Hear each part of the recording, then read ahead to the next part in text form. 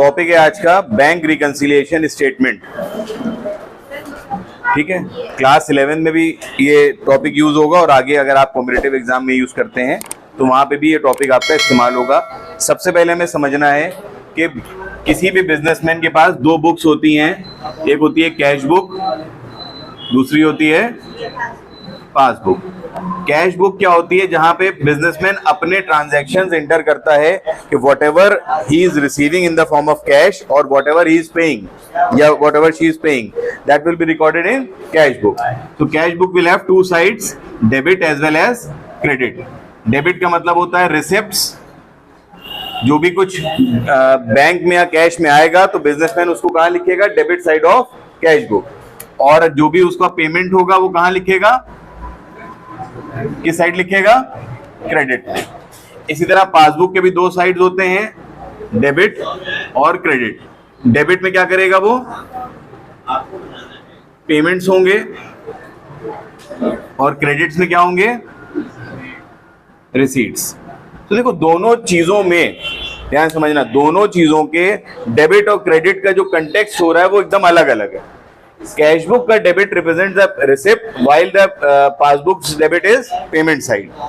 Credit side भी इसी तरह डिफरेंट है और पेमेंट साइड भी डिफरेंट है। तो कैश बुक और पासबुक अगर हम देखें तो बिल्कुल क्या बन रही है? इनवर्स। ध्यान रहे कि कैश बुक और पासबुक दोनों रहती किसके पास है? बिजनेसमैन के पास ही रहती हैं, ठीक है ना। लेकिन इसमें एंट्री कैश बुक में बिजनेसमैन खुद करता है और पासबुक की एंट्री कौन करता है? बैंक करता है। अब ये तो बहुत सिंपल सा एक बेसिक सा इंट्रोडक्शन हो गया। अब होता क्या है कि कभी कभी और बहुत मौकों पे डिफरेंस हो जाता है कैश बुक में और पासबुक में। मैं एग्जांपल दे देता हूं बहुत कॉमन सा। अभी यहाँ पे हम क्लास ले रहे हैं और ये एग्जांपल मैंने कल भी दिया था। हमारे हिसाब से मेरे पासबुक का बैलेंस है, मिसाल के तौर पे बैंक में मेरे हिसाब से कितना पैसा है? हमने जो अभी लास्ट टाइम चेक किया था कितना है? मान लो 1 लाख रुपए मेरे अकाउंट में 1 लाख रुपए पड़े हुए हैं। अभी मैं अगर हमसे भी कोई तुम लोग पूछो स्पॉन्टेनियसली कि सर आपके अकाउंट में कितने, हम कहेंगे 1 लाख रुपए पड़े हुए हैं अकाउंट में। मेरे फोन बंद है इस टाइम, रिकॉर्डिंग हो रही है, हमें नहीं पता, मेरे मोबाइल पे कोई मैसेज नहीं आया। इस बीच में मेरे अकाउंट से मिसाल के तौर पे एक्चुअल 10,000 रुपए यहाँ पे क्या हो जाए? डेबिट हो जाए, अकाउंट से कट जाए। किसी को चेक दे के रखा हुआ हमने कि भैया मेरे अकाउंट से पैसा ले लेना आज की तारीख में, और वो कट गए। हमारे हिसाब से मेरे अकाउंट में कितने हैं? 10,000, 1 लाख। एक्चुअली कितने हैं? Actually 90,000 rupees. तो जब हम अपना मोबाइल खोलेंगे या हम बैंक जाएंगे तो बैंक में हम कहेंगे मेरे अकाउंट में चेक करो यार कितने पैसे भैया, काउंटर पे कहेंगे ना चेक करो कितने, तो अहमद कितना जवाब मिलेगा? 90,000। कितना मिलेगा शुजा? 90। हम क्या करेंगे उसी वक्त? अपने दिमाग को मेकअप कर लेंगे कि मेरे अकाउंट, और हम पूछेंगे ना 10,000 कहाँ गए? ये तो तुमने बात कहा था 1 लाख है, देखो पर्ची में लिखा है 1 लाख, कहाँ गए? तो वो बताएगा कि 10,000 रुपए आज 5:15 पे आपने चेक दी थी 2 महीने पहले, वो कैश हो गई। तो हम क्या करेंगे? अपने दिमाग में फौरन ही उस बात को बैठा लेंगे मेरे पास कितने हैं अब एक्चुअल। अभी एक्चुअल कितने थे? 1 लाख। 10,000 कटने के बाद एक्चुअली कितने, क्या रिजल्ट निकला? 90। क्लियर हुई यहाँ तक बात? तो बैंक के हिसाब से हमने अपने अकाउंट को अपने दिमाग में क्या किया? मैच कर लिया। यही अपनी बुक्स में भी यहाँ पे क्या करेंगे? एडजस्टमेंट एंट्रीज कर लेंगे कि 90,000 हो गए। इसी तरह मिसाल के तौर पे किसी ने मेरे अकाउंट में इसी बीच में आज 5:20 पे 50,000 रुपए उनसे लेना थे हमें, उन्हीं ने मेरे अकाउंट में पैसे डायरेक्टली आके डिपॉजिट कर दिए। अभी भी मेरे अब हम तो 90,000 सोचे बैठे हुए हैं। ये कल की बात है, कल हम ये क्योंकि पूछ चुके हैं ना बैंक में, हमें पता चल चुका है मेरे अकाउंट में कितने हैं अब 90। फिर उन्होंने मेरे अकाउंट में किसी ने, अभी हम फिर पढ़ा रहे थे दूसरे दिन, और किसी ने मेरे अकाउंट में कितने पैसे रख दिए? 50,000। हमारे हिसाब से कितने होना चाहिए? 90,000। हो कितने गए? जब हमने बैंक में जाके देखा तीसरे दिन 1,40,000। हमने पूछा कहां से आ गए भैया पैसे? अच्छा इत्तेफाक ऐसा होता है, पैसे कटते तो पूछता है आदमी कहाँ कट गए। आ गए तो अब कहीं से आए हुए मेरे ही हो गए, पूछेंगे भी नहीं है। खैर पूछ लिया तो 1,40,000 हो गए। तो हम क्या एडजस्टमेंट अपने दिमाग में करेंगे, अपनी बुक्स में करेंगे? मेरे अकाउंट में कितने हैं? 1,40,000। Am I clear? बस यही बहुत सिंपल सा है कि बैंक रिकंसिलिएशन स्टेटमेंट हम अपने रिकंसाइल कर देते हैं, बैंक के हिसाब से अपनी बुक्स को रिकंसाइल कर देते हैं, चेंजेस अपने आप ले आते हैं। एम आई क्लियर और नॉट? आगे समझ में बच्चों? तो देखो अब इस ट्रांजैक्शन से जब बैंक में डेबिट हुआ था तो इस ट्रांजैक्शन से हमें क्या हुआ था? अफसोस, बड़ा अफसोस है। जो मेथड हम पढ़ाने आ रहे हैं इसका नाम दे दिया कभी खुशी कभी गम। तो यहाँ पे क्या हुआ, गम, उर्दू में लिख दिया गम हो गया, अफसोस हो रहा है, पैसे चले गए मेरे पास। जाहिर सी बात है, 1 रुपया भी ज्यादा तो अफसोस होता ही है ना। और यहाँ पे क्या हुआ,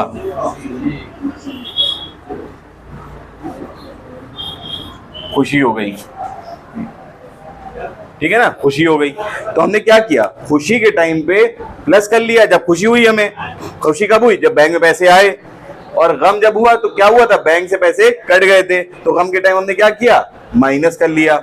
मतलब यहाँ पे माइनस करा खुशी, गम के टाइम पे, और खुशी के टाइम पे क्या किया हमने, plus. M I clear?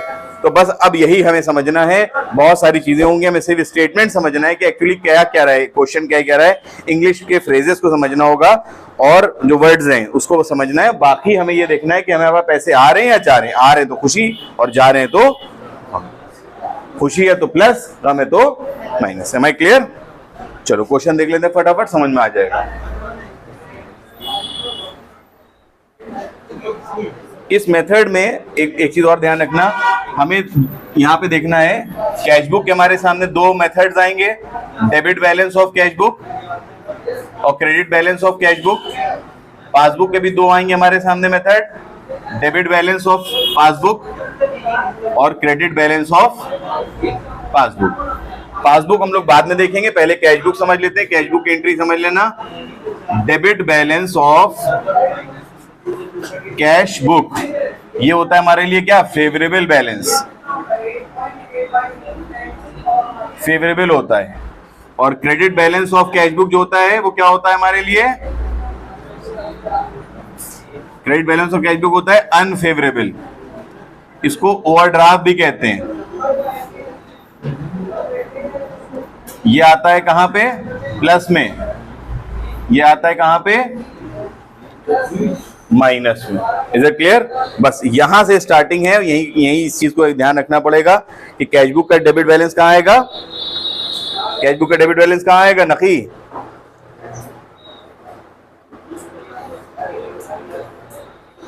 Cash book का डेबिट बैलेंस कहां आएगा,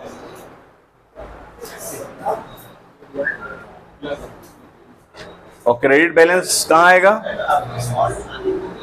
मेहंदी क्या कहलाएगा वो, क्रेडिट बैलेंस। हाँ, दूसरा नाम क्या होता है, वेरी गुड। तो भाई कैश बुक का प्लस बैलेंस, प्लस में क्या आएगा, डेबिट बैलेंस या क्रेडिट बैलेंस, वेरी नाइस। तो ये स्टार्टिंग है, और दोनों में से कैश बुक का चाहे कोई भी क्वेश्चन आए, चाहे डेबिट बैलेंस हो चाहे क्रेडिट बैलेंस हो, आइटम्स का जो सिस्टम है वो वैसे ही रहेगा। अगर पैसा आ रहा है तो प्लस, जा रहा है तो माइनस। डेबिट बैलेंस ही इस पे गौर करना होगा, डेबिट है तो प्लस में लिख देंगे, क्रेडिट है तो माइनस में। फटाफट क्वेश्चन देख लेते हैं।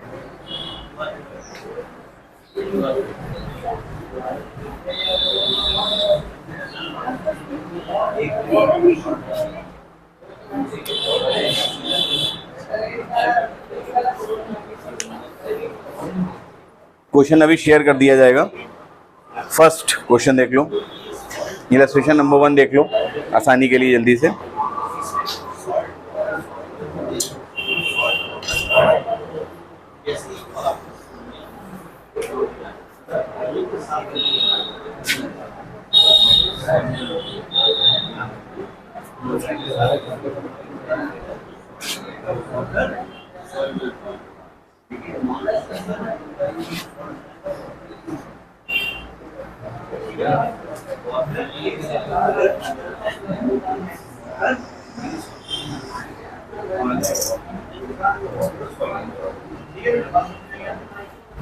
इस तरह से एक परफॉर्म बना लेंगे हम, सिंपल सा, पर्टिकुलर्स प्लस माइनस 2 कॉलम। ठीक है, क्वेश्चन की स्टार्टिंग करते हैं, ध्यान से देखिएगा। On 31 March 2020 the bank balance as per Rajesh Chauhan, balance लिखा है, बैलेंस का मतलब क्या है, फेवरेबल, मतलब हमारे अकाउंट में पैसे हैं। तो ये फेवरेबल अच्छी बात है, नुकसान है, अगर हमारे अकाउंट में पैसे हैं तो अच्छी बात है ना। तो ये हो जाएगा तुम्हारा बैलेंस, यहां लिखेंगे balance as per cash book. इसको हम लोग शॉर्ट में भी यहाँ पे फिलहाल लिख रहे हैं। बैलेंस को हम लोग डेबिट बैलेंस भी लिख सकते हैं और सिर्फ बैलेंस भी लिख सकते हैं। प्लस में लिखेंगे 17,280 रुपीज। क्लियर? एक चीज का यहाँ पे ध्यान रखना, है हमें कि अगर यहाँ पे ओवरड्राफ्ट होता तो हम कहाँ लिखते? माइनस में। अगर ये होगा बैलेंस होगा, डेबिट बैलेंस होगा, तो कहाँ लिखेंगे? प्लस में। बस इतना ही सा देखना और कुछ नहीं देखना है। अब आगे क्या देखना है, कैसे देखना है, कैसे समझना है, वो हम लोग ट्रिक पे बात कर लेते हैं। क्योंकि कई बार ऐसे भी पेपर्स आपके सामने आएंगे जहां पे एमसीक्यू पैटर्न भी फॉलो होता है, जैसे सीए हो गया या सीएमए हो गया, वहां पे आपका एमसीक्यू फॉर्मेट भी आ सकता है। सीएमए में खासकर आता है, सीएस में। उसके लिए हमें क्या करना होता है ना, बहुत डिटेल समझना नहीं होता, बहुत देर रट नहीं सकते हम चीजों को। रट के चीजें करने को मजा नहीं आता है ना। पहला है cheque for 8,400 sent for collection. ध्यान से स्टेटमेंट बस ध्यान समझना। 8,400 रुपए की चेक हमने सेंट फॉर कलेक्शन।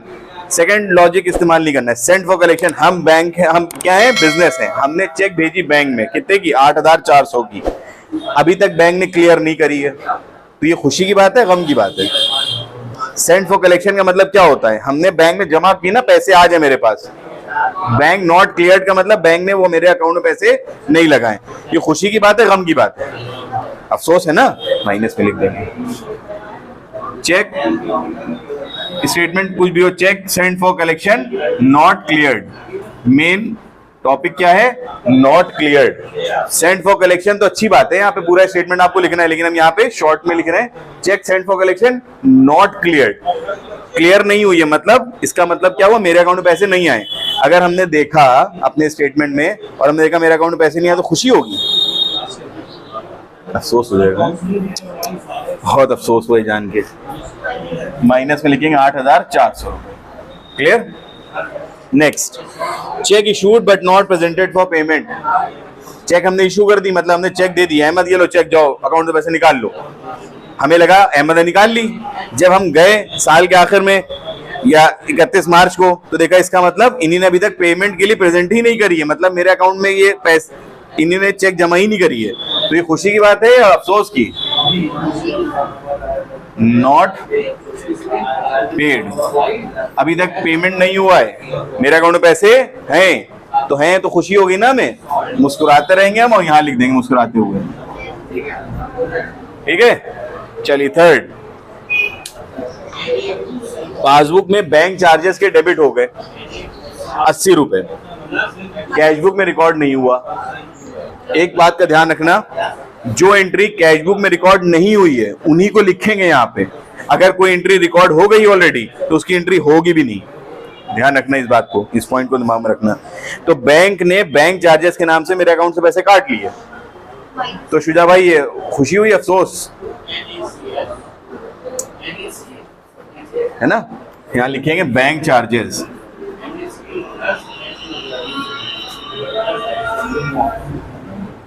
शुरू तुम लड़के बहुत बढ़िया हो पढ़ाई लिखाई में, थोड़ा सा जो कहा तो उस पर गौर करना, ठीक है? थोड़ा उस चीज पे गौर करना। अब आगे लिखा है बैंक ने क्रेडिट कर दिया इंटरेस्ट के। खुशी हुई ना? खुशी हुई, गम हुई? खुशी हुई।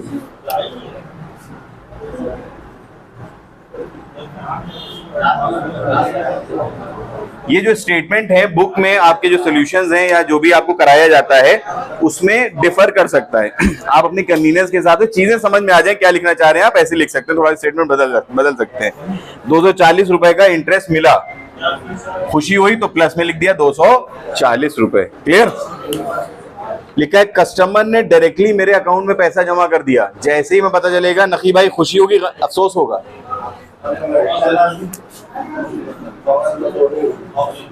डायरेक्ट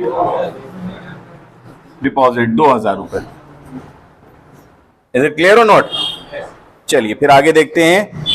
अब स्टैंडिंग ऑर्डर लिखा है, स्टैंडिंग ऑर्डर राजेश चौहान ने दिए थे और उसके चक्कर में उनके पैसे अकाउंट से कटे। स्टैंडिंग ऑर्डर मतलब हम ऑलरेडी कह के रखे हुए हैं कि 5 तारीख को मेरे अकाउंट से जो है वो गाड़ी की किस्त काट लेना, 6 तारीख को मेरा LIC का पेमेंट कर देना, 5 तारीख को फुला पेमेंट कर देना। उसके हिसाब से ऑलरेडी जो ऑर्डर दिए हुए हैं उसके हिसाब से क्लब फीस 500 और LIC के 2500 रुपए मेरे अकाउंट से डिडक्ट हो गए। खुशी होगी हमें? अफसोस। ये गलत जवाब है।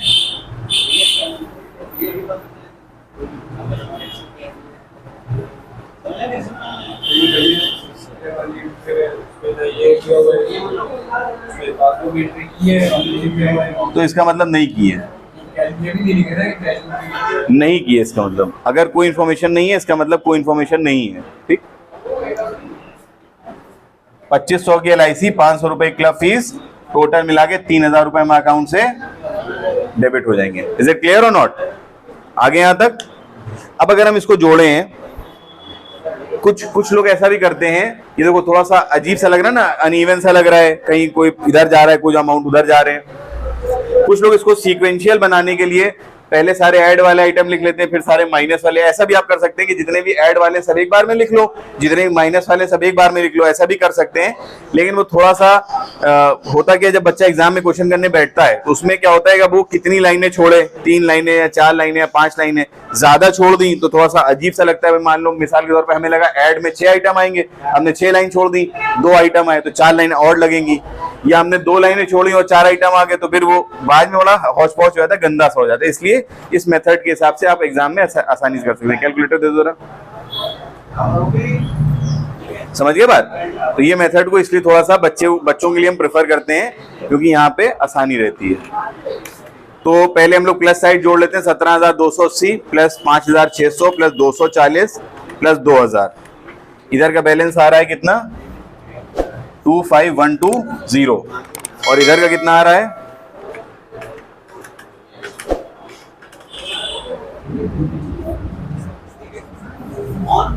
देखिए माइनस का आइटम, माइनस का जो टोटल है वो छोटा आ रहा है, और इधर का आ रहा है 25,120 बड़ा आ रहा है प्लस में।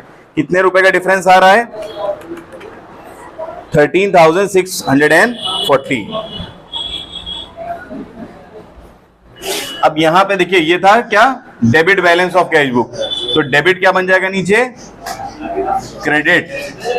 बैलेंस सेम रहेगा, ऑफ। यहां कैश बुक था तो यहां क्या हो जाएगा? ये ध्यान रखने वाली बात है। अगर ऊपर debit balance of cash book है तो नीचे क्रेडिट बैलेंस ऑफ क्या हो जाएगा? पासबुक। क्लियर?